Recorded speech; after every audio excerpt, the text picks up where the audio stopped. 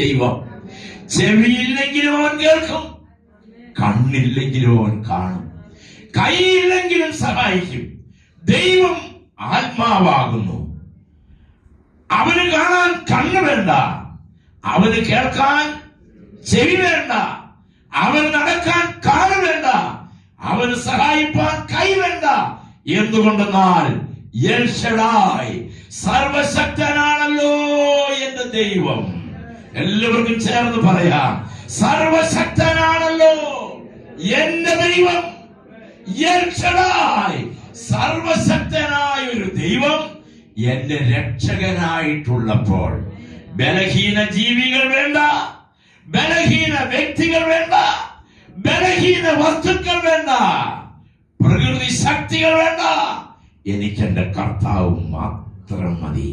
എന്ന് പറഞ്ഞ് എനിക്കെന്റെ യേശു മാത്രം മതി, യേശു മാത്രം മതി.